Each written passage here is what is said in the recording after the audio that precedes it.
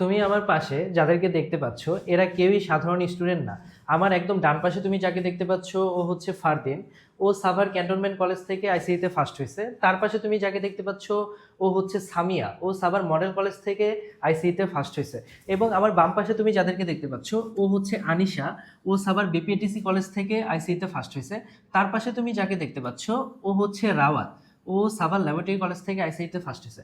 তো আমি কি জাদু জানি? আমার কাছে আসলেই কি ফার্স্ট হওয়া যায়? না, জিনিসটা এরকম না। ওরা কিভাবে ফার্স্ট হয়েছে সেই গল্পটা আমি তোমাকে বলবো। তার আগে আমি তোমাকে আরো একটি গল্প বলবো। 2000 সালের 1 জুলাই বাংলাদেশে একটা ছেলে জন্মগ্রহণ করলো, যার নাম রাখা হইল রহিম। এবং ইউএসএতে একটা ছেলে জন্মগ্রহণ করলো, যার নাম রাখা হইল জ্যাক। 26 বছর পর আজকের দিনে অর্থাৎ 2026 সালের 1 জুলাই এসে যখন ওদের দুইজনের খোঁজ করা হইলো, দেখা গেল মিস্টার রহিম সে একটা সরকারি চাকরির পেছনে দৌড়াইতে দৌড়াইতে তার জুতা পায়ে ক্ষয়প্রাপ্ত অবস্থায়। এবং ইউএসএতে যে জন্মগ্রহণ করছিল মিস্টার জ্যাক, তার খোঁজ নিয়ে দেখা গেল যে সে একটা টেক কোম্পানিতে 6 ডিজিটের একটা স্যালারিতে সে কি করতেছে, জব করতেছে। তো এই যে এত পরিবর্তন, এই পরিবর্তনটা আসলে কি এরকম যে হচ্ছে সৃষ্টিকর্তা মিস্টার রহিমকে অনেক কম মেধা সম্পন্ন করে তৈরি করছেন, বা সৃষ্টিকর্তা মিস্টার জ্যাককে অনেক বেশি মেধা দিয়ে তৈরি করছেন? না, জিনিসটা এরকম না। জিনিসটা এত বেশি পরিবর্তন হওয়ার পেছনে তাদের চিন্তাধারা, তাদের স্বপ্ন, এই দুইটা জিনিস তাদেরকে এতটা একজনকে এই জায়গায় নিয়ে গেছে, আরেকজনকে এই জায়গায় নিয়ে গেছে। এবং তুমি যাদেরকে এই যে এইখানে আমার পাশে যাদেরকে দেখতে পাচ্ছ, তারাও মিস্টার জ্যাকের মতো চিন্তা করে। এরা কি করছিল, এরা কিভাবে ফার্স্ট হয়েছিল, আমি তোমাকে সেই গল্প এখন বলি। এদের এসএসসি পরীক্ষা শেষ হয়েছিল 15 তারিখ। এরা আমার কাছে পড়া শুরু করছিল হচ্ছে 20 তারিখ।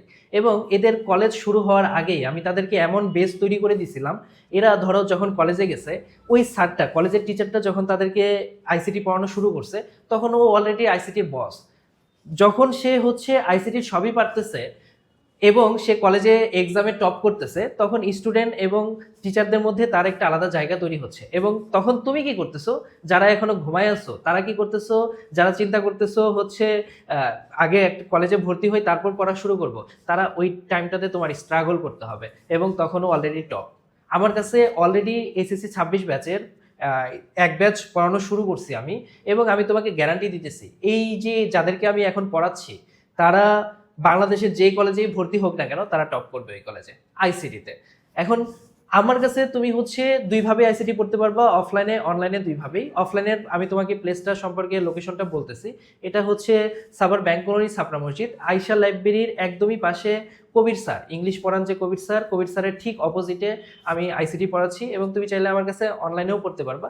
আমার কাছে তুমি আর কি পড়তে পারবা, আমার কাছে তুমি পড়লে তুমি হচ্ছে এইখানে একটা হচ্ছে তুমি স্মার্ট লার্নিং করতে পারবা। এবং এইখানে তুমি কি করতে পারবা, এইখানে আমি তোমাকে একাডেমিক পড়াশোনার বাইরে আমি তোমাকে শেখাবো কিভাবে হচ্ছে একটা অ্যাপ তৈরি করতে হয়, ফেসবুকের ফ্রন্ট পেজ কিভাবে ডিজাইন করতে হয়। এবং এই সব কিছু আমি যখন তোমাকে মানে হচ্ছে আমার সাথে সাথে যখন তুমি আইসিটিটা নিজে শিখবা, তুমি নেক্সট লেভেলে যাবা। এবং নেক্সট লেভেলে গিয়ে যখন তুমি হচ্ছে কলেজে যাবা, তখন তোমার হচ্ছে আলাদা একটা জায়গা তৈরি হবে ফ্রেন্ডস এবং হচ্ছে টিচারদের কাছে। এবং তোমার ওই বন্ধুটা যে এখনো চিন্তা করতেছে যে কলেজে ভর্তি হওয়ার পর শুরু করব, সে ওই টাইমটাতে স্ট্রাগল করবে। তো তোমার আইসিটি জার্নিটাকে সহজ করতে এবং নিজেকে নেক্সট লেভেলে নিয়ে যেতে তুমি এখনই শুরু করো।